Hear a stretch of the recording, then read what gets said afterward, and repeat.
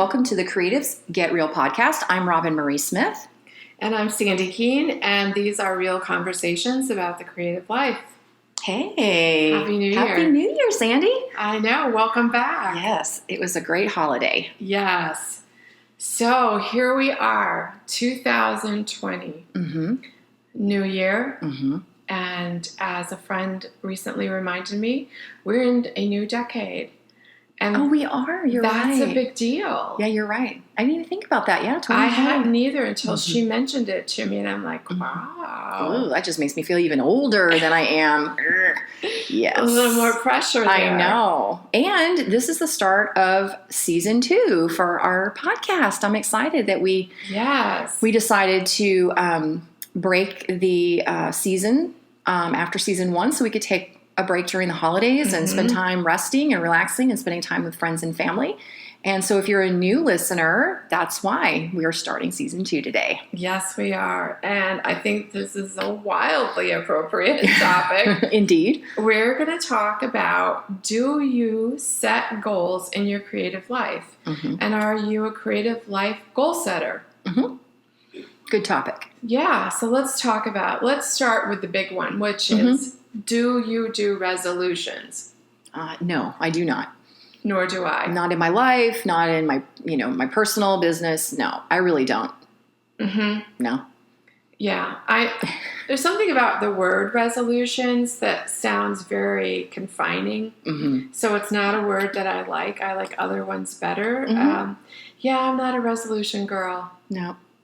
I don't even remember, even into my youth, I don't think that I was really big in doing that. I mean, I think it was, at times I would kind of get maybe lost in the whole, everybody's kind of doing it. And it's like, but I just feel like if I really want to set goals or I want to have things I want to accomplish, I don't need to wait until January to do it. Mm-hmm. I kind of feel like if it's something I want to do and I'm serious about it, I will do it whenever. I don't need to wait until the beginning of the new year to kind of set it up. I don't know. I know there'll be some that are like, oh, you should do resolutions and, it helps you stay focused. But I just don't. Mm-mm. Yeah, I equate revolutions, and maybe it should be revolutions, resolutions with failure. Yeah. It's that thing you start and you have good intentions, but you don't make it more than 3 weeks. That's right. It's like in January, you see all the new people at the gym, and you know that by the end of February, they're not going to be there anymore. Oh, they're not going to last that long. If that. You're just like, well, the class will be, we'll have more room here in our class coming in a few weeks. So, yeah. So let's talk about what does work for us. And I want to talk about, I really enjoy having a guiding word. Mm-hmm.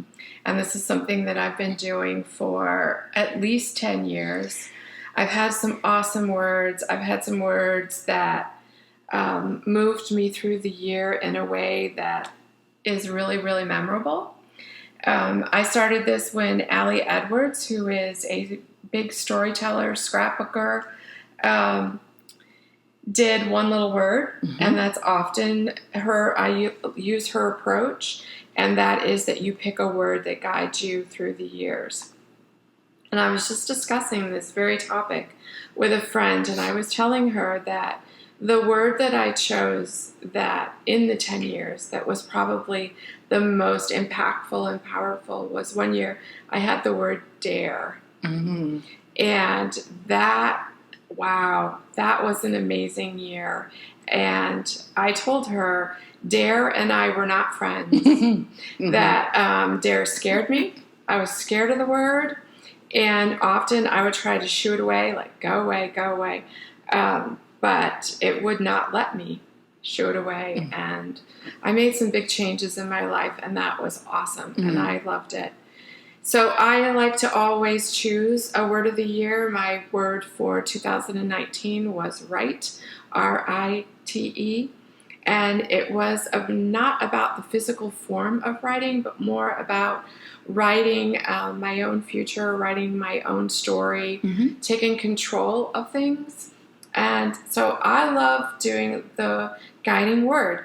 Tell me about your experience. You're the one that introduced me to it. And the first year that I did it was 2014. I think, or 13. And my word was discern. I do remember that. And I did the best I could with it. And, there were times when maybe I just didn't quite grasp the whole concept of what you're supposed to do. How does it guide you? How does it, how do you reflect on it? I don't know. I don't know that I fully understood it. And maybe I just couldn't do it.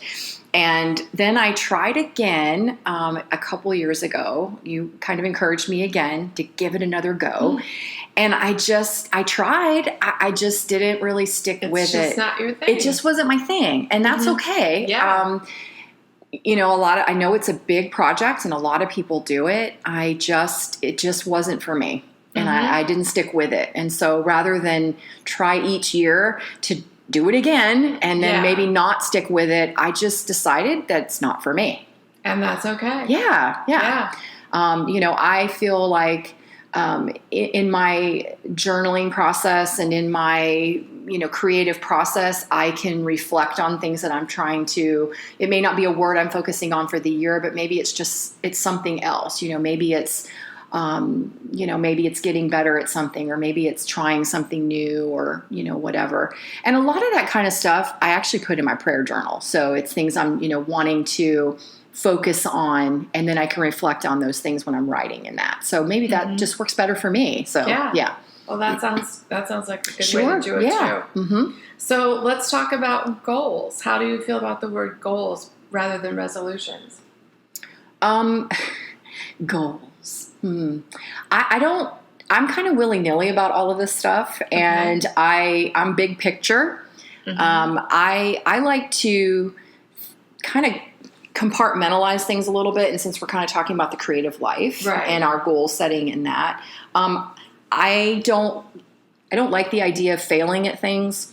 So I try not to look at the new year and be like, I'm going to do this, and this, and this.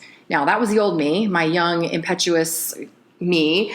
But now I like to look at things bigger picture. So, for instance, one year I said, I want to improve my Instagram account. That was my big goal for the year. My focus. I think focus I like a little better than goals. Okay.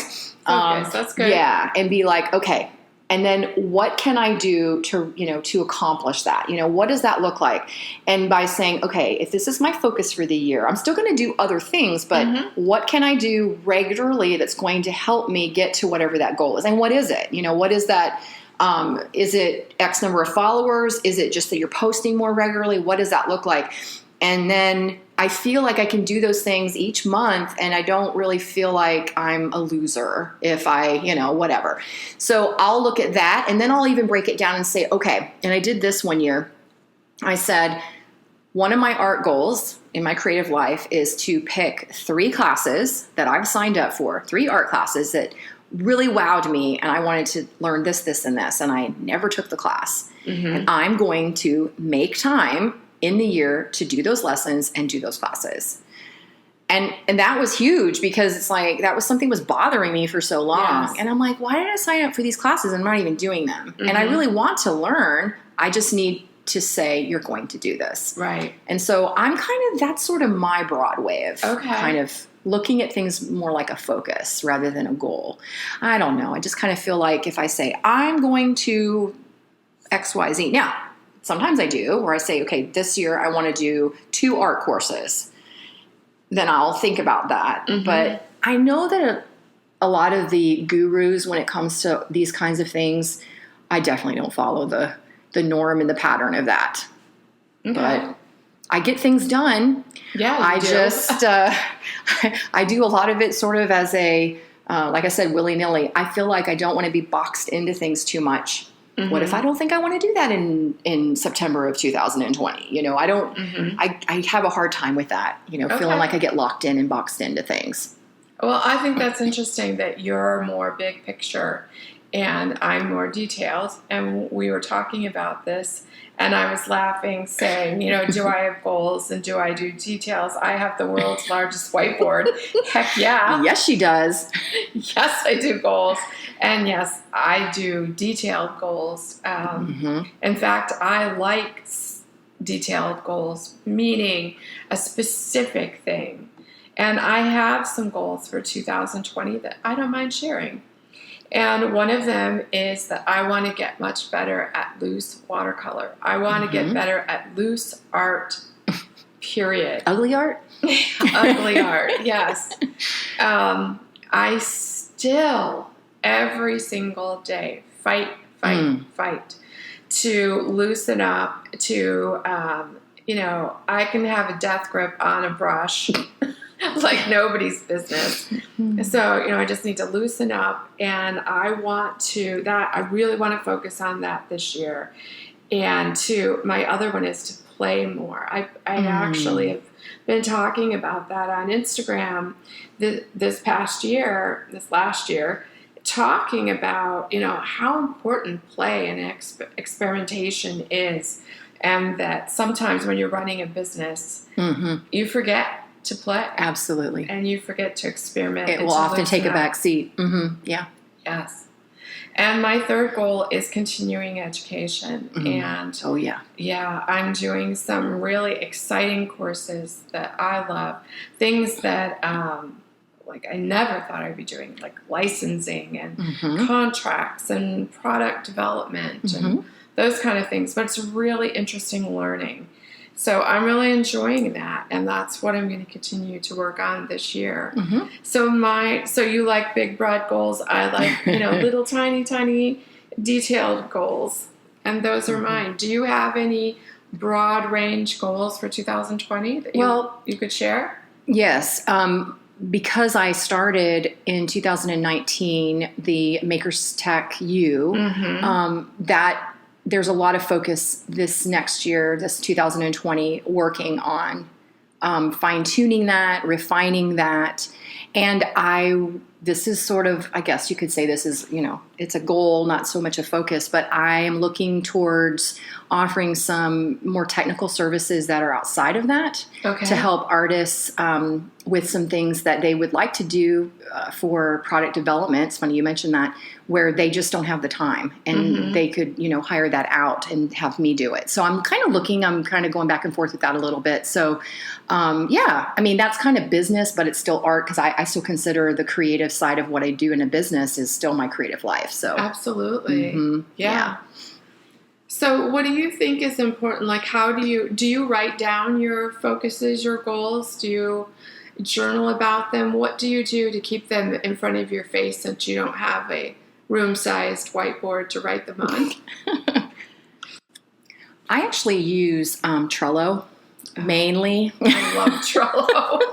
I'm so glad you love Trello now. I do. Yeah, I have Trello. If we've mentioned it before, it's a planning application. There's an app, you can use it online, where it's set up in a very visual way with lists and cards and things that you can put checklists on and due dates and things. And I have a main board that I've set up where it includes quarterly lists. And so I can look towards, say, fourth quarter of 2020, and if I've plugged in something in there, I don't really need to be worrying about that right now because it's coming up. But what I love about it is I'm able to then say, okay, I know coming up in third quarter, I would like to launch an art class. And so I've got an idea, and then I'm able to break down the smaller things that I need to do and when they need to be done, rather than looking at something that's really big and kind of overwhelming to me. But I just put them in there because I'm in it every single day. Right. And I do use the notebooks and the journals to kind of flesh things out and jot down ideas and mind map and things. But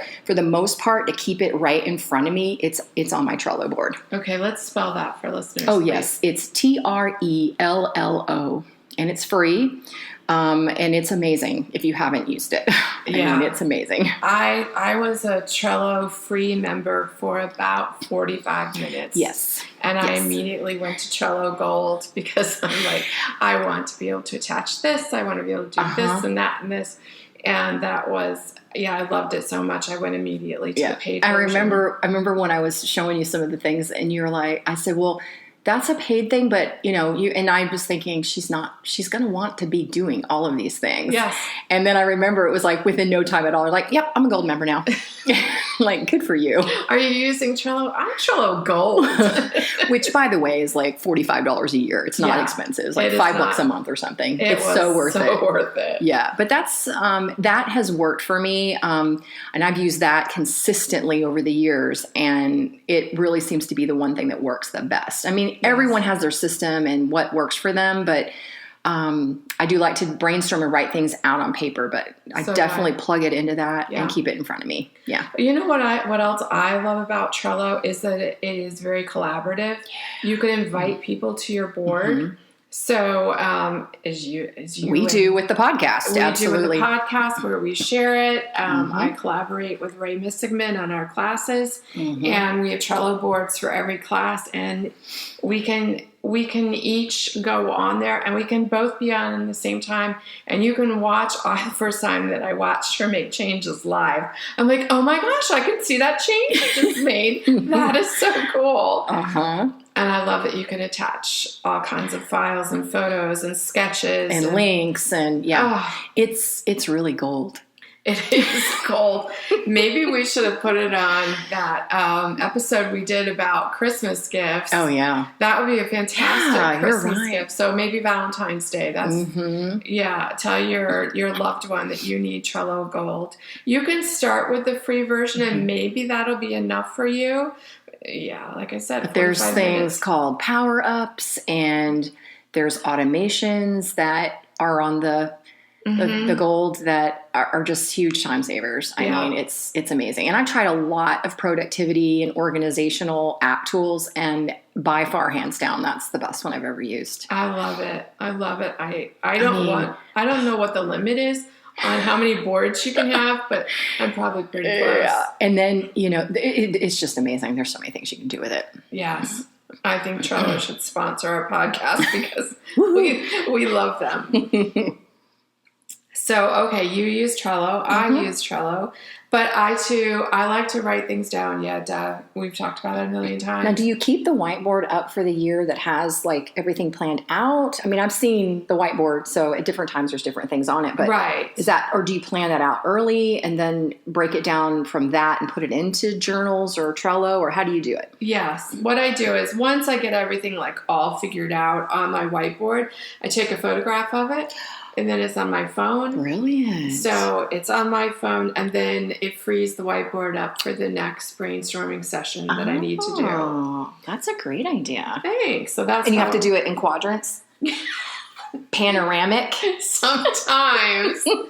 I have literally filled that thing. Yeah. Yes. It's wonderful. I love it. And I think that's why I relate so well to Trello, because it's very bulletin board, whiteboard-ish. So, it's my fave. So I shared a few of my goals and focuses. Do you have ones that you'd be willing to share with us? Yeah. I mean, I'd mentioned, the bigger project of Maker's Tech, but from art, I've each year after I do the 100-day project, I go, I'm insane. Do I want to do that again? And usually the answer is yes, I do. So I've been kind of brainstorming some ideas of what I might like the 100-day project to be. And it's kind of funny. I was just thinking about this when we were talking about the word, one little word. I almost feel like the 100-day project over the last 3 years has sort of become my 100-day focus of the year. It's different, but from each year there's been some really cool things that have happened. It's almost like my 100-day or my year one little word is packed into 100 days, and it's more artsy. That's cool. Yeah. As I was sitting there thinking about it, it's like, that there's just been some really cool things that have happened as a result of that, and I think I need to keep doing it. Okay, and so that's in April, right? It is in April. It generally starts right within that very first week, and it runs 100 days. Whether you jump in and start at the beginning or you kind of catch up, catch in the middle of it. I strongly urge the other artists to just consider it. And we did have an episode where we talked about challenges and doing creative challenges.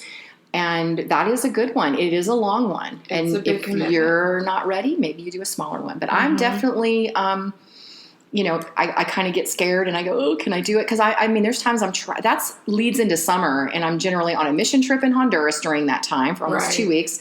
And there's lots of things going on, but I've managed to do it the last 3 years. So again, it's that when I mentioned about being focused on, okay, this is the focus and I'm committed and I'm going to do this. Mm-hmm. So, and then I have an idea for an art course that I want to actually get done in March. So this is something you're going to teach online? Yes, it's an online course that I'll be teaching in Awesome. this year, 2020. So that's on my goal list as well.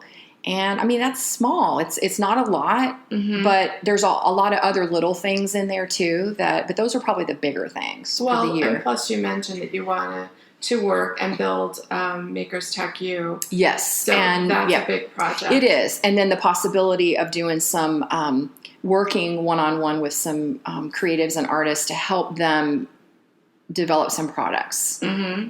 I'm still fleshing that out to see. I need to talk to my coach to find out if that's a good idea or not, and if I should. We'll book an appointment. Okay, then.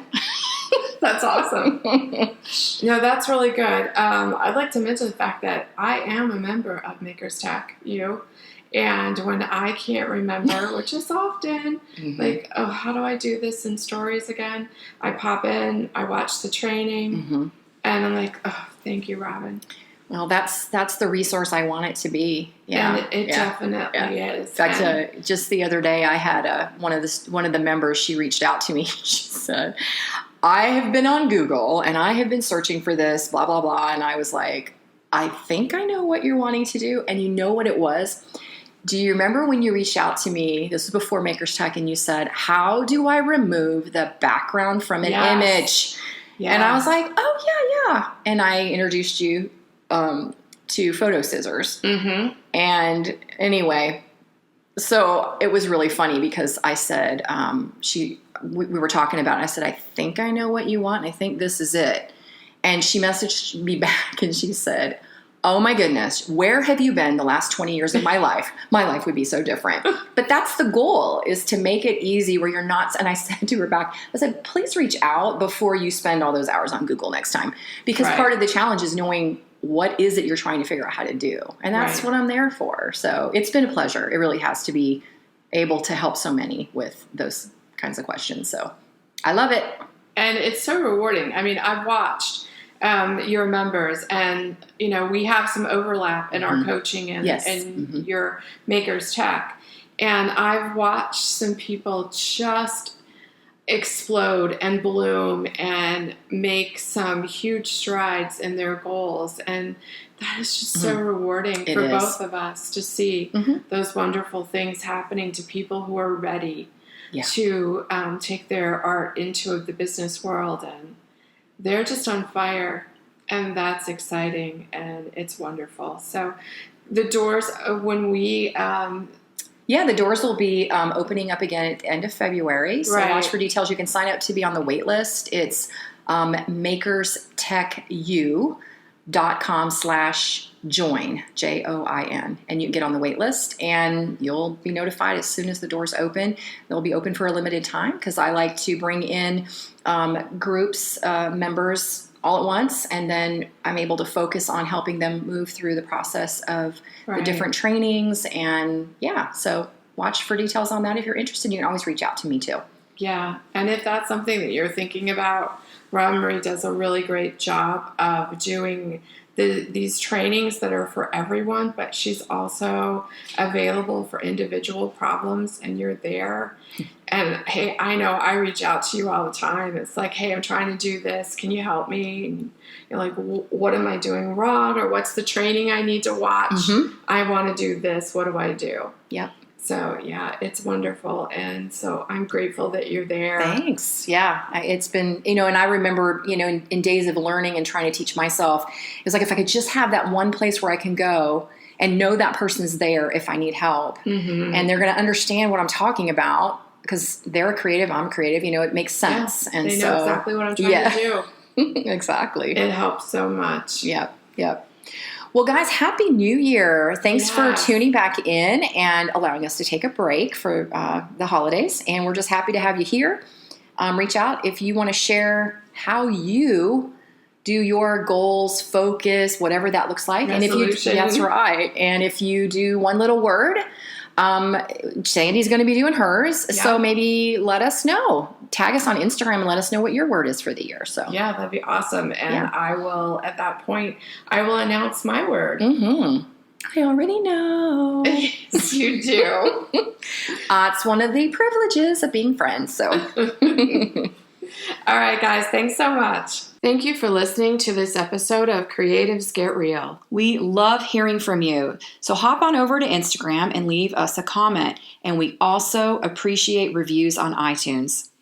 And you can find me, Sandi Keene, at sandykeene.com and my classes at popupartclasses.com. And you can find me, Roben-Marie Smith, at robenmarie.com. And if you're looking for and need tech support, check out my membership site, makerstechu.com.